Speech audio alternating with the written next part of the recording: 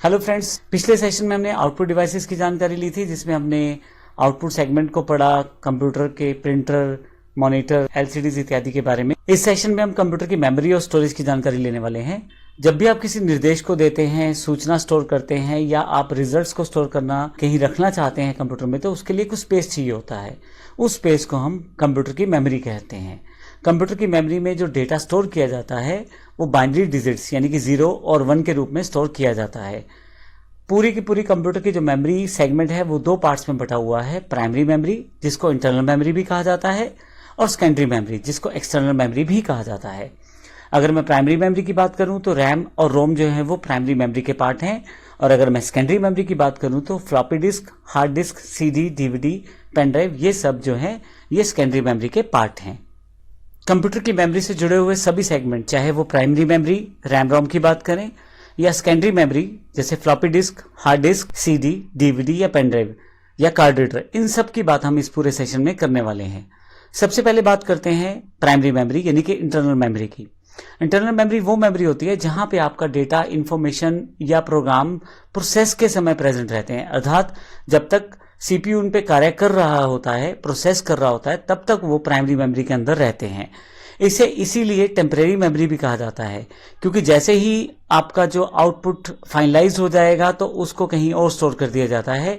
Actual में वो secondary memory पे स्टोर किया जाता है, लेकिन सेकेंडरी मेमोरी पे जाने से पहले पहले जो भी कार्य किया जाता है वो प्राइमरी मेमोरी पे किया जाता है। इसमें आप डेटा को परमानेंटली स्टोर नहीं कर पाते, क्योंकि प्राइमरी मेमोरी जो रहती है वो एक तरह से टेम्परेरी मेमोरी ही होती है। इसे मेन मेमोरी भी कहा जाता है। यहाँ जरूर ध्यान रखिएगा कि टेम्परेरी मेमोरी, मेन मेमोरी, ये सब एक्चुअल में प्राइमरी मेमोरी के ही नाम है, और कई बार इसे अलग अलग तरह से क्वेश्चन को घुमा के पूछा जाता है, तो आपको ध्यान रखना पड़ेगा इन सभी क्वेश्चंस के आंसर्स का। यह जो मेमोरी रहती है प्राइमरी, ये 2 तरह की है। एक है रैम, रैंडम एक्सेस मेमोरी, और एक है रोम, रीड ओनली मेमोरी। अगर मैं कंप्यूटर मेमोरी में सबसे पहले अगर रैम की बात करूं तो इसका मुख्य काम जो है टेम्परेरी प्रोसेस के लिए जगह देना है कंप्यूटर को। कंप्यूटर को जब भी कोई कार्य करना है तो उसको उन कैलकुलेशंस करने के लिए या उस डेटा को स्टोर करने के लिए एक जगह चाहिए।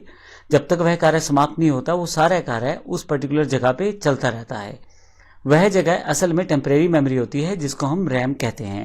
कंप्यूटर को कहीं से डेटा प्राप्त करना है, कहीं पे डेटा देना है, कुछ कैलकुलेशंस करनी है, वो सारी की सारी उस वक्त इसी रैम में हो रही होती हैं।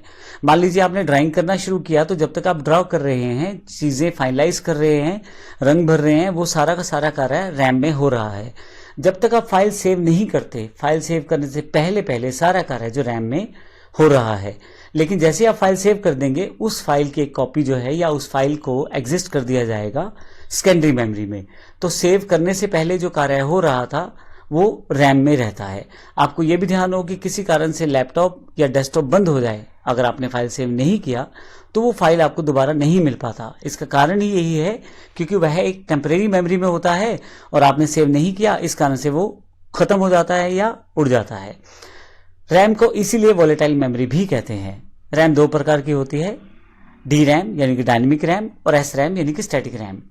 एस डी रैम जो आपकी सिंक्रोनाइज डायनेमिक रैम रहती है, R D RAM Rambus dynamic RAM, और D D RAM double data dynamic RAM. इस तरह से स्टैटिक रैम जो है उसमें नॉन वॉलेटाइल एस रैम रहती है, स्पेशल एस रैम रहती है, और सिंक्रोनाइज एस रैम रहती है, और सिंक्रोनाइज एस रैम रहती है। तो ये हमारे पास रैम के प्रकार हैं। लेकिन अगर हम बात करें रोम की, तो रोम क्या है? एक्चुअली रोम पहले से प्री बिल्ट चिप है जो कंप्यूटर के अंदर पहले से जुड़े हुए हैं, जिसमें कुछ खास इंस्ट्रक्शंस कंप्यूटर को स्टार्ट करने के लिए पहले से ही दे दी गई हैं। इसमें अलग से कोई मेमोरी अवेलेबल नहीं होती है, अलग से कोई कार्य नहीं होता। इसमें जो पहले से फीड कर दिया जाता है उसी इंस्ट्रक्शंस को कंप्यूटर फॉलो करता है। जब आपका कंप्यूटर स्टार्ट हो रहा होता है तो वह काफी सारे रिसोर्सेज चेक करता है, क्या कीबोर्ड कनेक्टेड है, क्या माउस कनेक्टेड है। इन सब चीजों के लिए वो रोम की मेमोरी का इस्तेमाल करता है, वहां पे दी गई इंस्ट्रक्शंस को इस्तेमाल करता है। इसीलिए इसे नॉन वॉलेटाइल मेमोरी भी कहते हैं। ये जो रोम के अंदर इंस्ट्रक्शन सेव रहती हैं, ये परमानेंट स्टोर रहती हैं। इसको आप ना हटा पाते हैं ना चेंज कर पाते हैं, और केवल कंप्यूटर वहां से रीड कर सकता है, वहां राइट नहीं कर सकता। तो जो इंस्ट्रक्शंस हैं उनको सिर्फ कंप्यूटर फॉलो करता है, जो रोम में पड़ी रहती हैं।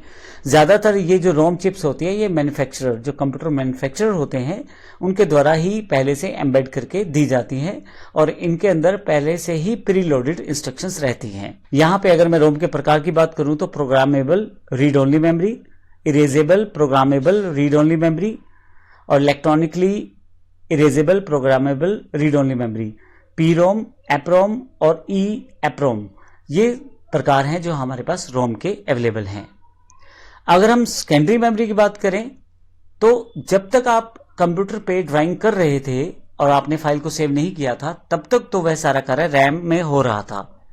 फाइनली आपकी ड्राइंग कंप्लीट हो चुकी है, आपका सारा प्रोसेस तैयार हो चुका है, अब आप फाइल को सेव करना चाहते हैं, तो अब उसको एक जगह चाहिए जहां पे उस फाइल को परमानेंट स्टोर किया जा सके, ताकि किसी कारण से कंप्यूटर बंद हो जाए, लाइट चली जाए तो आपको फाइल दोबारा मिल जाए। यह बिल्कुल ऐसा हुआ कि आपने एक रफ कॉपी लगा रखी है जहां पे आप अपना कार्य करते हैं, वो रैम कहलाती है, और जब फाइनली आप उस पूरे काम को सेव करके अपनी फेयर कॉपी में रख देते हैं तो वह हार्ड डिस्क कहलाती है। असल में रैम में जब तक आप फाइल सेव नहीं करते वो सारा कार्य वहां रैम में रहता है, परंतु किसी कारण से लाइट चली जाए तो उस समय आपका डेटा लॉस हो सकता है।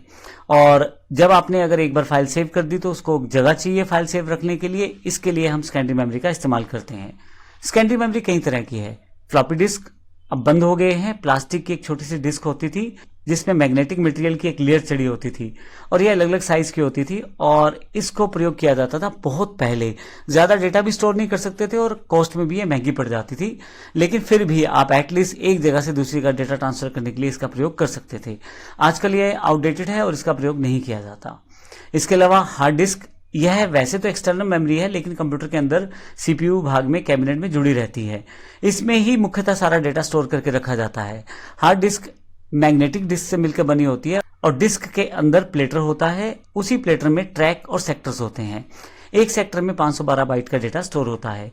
तो एक तरह से ये सभी सेक्टर्स, ट्रैक, प्लेटर सब मिलकर एक हार्ड डिस्क फॉर्म करते हैं जिसमें आप अपनी फाइल को सेव करके रख सकते हैं। परंतु किसी कारण से आपको फाइल किसी दूसरे व्यक्ति को देनी है तो बजाय हार्ड डिस्क देने के आप उसको सीडी या डीवीडी में ट्रांसफर कर दें। तो सीडी की जो कैपेसिटी रहती है वो 700 MB। फिर से यह है एक तरह से सेकेंडरी स्टोरेज है, इसमें आप अपनी फाइल राइट कर सकते हैं और सीडी को किसी को दे सकते हैं। तो असल में आपने किया यह है कि जो आपके पास हार्ड डिस्क में आपकी फाइल सेव थी उसको उठा के आपने सीडी में कॉपी पेस्ट किया और वो सीडी किसी व्यक्ति को दे दी। तो इस तरह से आप उस फाइल को उसे दे सकते हैं। ज्यादातर सीडीज में आप जब एक बार सीडी राइट कर लेते हैं तो दोबारा उसको रीराइट नहीं कर सकते। कुछ स्पेसिफिक सीडीज आती हैं रीराइटेबल सीडीज, लेकिन अब आजकल क्योंकि पेन ड्राइव का दौर है, मेमोरी कार्ड का दौर है, तो इसका प्रयोग बहुत कम हो चुका है। सीडी के अंदर यानी कि कॉम्पैक्ट डिस्क के अंदर 700 MB का डेटा स्टोर किया जाता है। सीडी का एक सुधरा हुआ रूप या एक बेहतर रूप है डीवीडी। इसमें डेटा बहुत ज्यादा जाता है, 4.7 GB से लेकर 17 GB तक डेटा स्टोर कर सकते हैं और इसमें अलग अलग साइज की डीवीडीज अवेलेबल रहती हैं।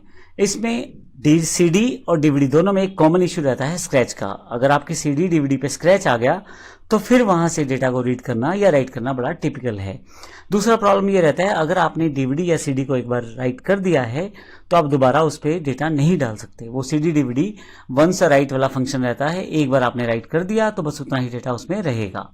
लेकिन आज की जो रिक्वायरमेंट है उसके अकॉर्डिंग चीजें बदल चुकी हैं। ना अब इस वक्त सीडी का ज्यादा प्रयोग होता है ना डीवीडी का। इस समय पेन ड्राइव और मेमोरी कार्ड का युग है तो इनको यूज किया जाता है। पेन ड्राइव और मेमोरी कार्ड आपको पता होगा क्योंकि पेन ड्राइव जो हम कंप्यूटर के डिवाइस के साथ लगाते हैं और मेमोरी कार्ड मुख्यतः मोबाइल्स के साथ प्रयोग किए जाते हैं।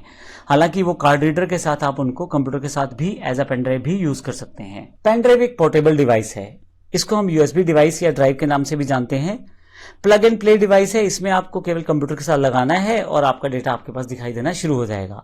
और इसकी सबसे अच्छी बात है आप जितनी बार चाहे डेटा रीड करें, जितनी बार चाहे डेटा राइट करें।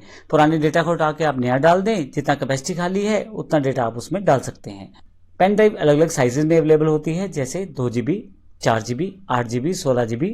2 की मल्टीपल पावर में बढ़ती जाती है, 32 GB, 64 GB और 128 GB। अभी तक हमारे पास ये 128 GB तक की पेन ड्राइव्स अवेलेबल हो चुकी हैं। इसके अलावा 256 और 512 इसकी बहुत जल्दी ही आपके पास पेन ड्राइव्स अवेलेबल हो जाएंगी मार्केट में। तो इसकी कैपेसिटी बहुत ज़्यादा बढ़ती जा रही है पेन ड्राइव्स की। इसके अलावा हमारे पास मेमोरी कार्ड है। मेमोरी कार्ड एक प्रकार का स्टोरेज मीडिया है। असल में ये छोटा सा कार्ड रहता है बिल्कुल पेन ड्राइव की तरह, जिसमें आप वो सारे कार्य कर सकते हैं जो पेन ड्राइव में कर सकते हैं। लेकिन मुख्यतः इसका जो प्रयोग किया जाता है वो digital cameras, digital camcorders, mobiles, MP3 players इत्यादि में डेटा रखने के लिए किया जाता है। आप मुख्यतः करते क्या है, मेमोरी कार्ड में अपने टॉपिक्स, वीडियोस, ऑडियोज को भर लेंगे और आप अपने मोबाइल में उसे देख सकते हैं। ये मुख्य कार्य रहता है मेमोरी कार्ड का। लेकिन मेमोरी कार्ड को कार्ड रीडर के साथ इस्तेमाल किया जाए तो पेन ड्राइव की तरह भी इस्तेमाल किया जा सकता है। तो इस पूरे सेक्शन में हमने देखा कि हमारे पास मेमोरीज कितने प्रकार की हैं, किस किस तरह से हम उसे प्रयोग कर सकते हैं। मुख्यतः हमने देखा कि प्राइमरी मेमोरी है जिसमें रैम रोम शामिल है, और सेकेंडरी मेमोरी जिसमें floppy disk, hard disk, CD, DVD, pen drive और कार्ड रीडर्स शामिल हैं। अगले सेक्शन में हम बात करने वाले हैं दो इंपॉर्टेंट कॉन्सेप्ट, वर्चुअल मेमोरी और कैश मेमोरी की। धन्यवाद।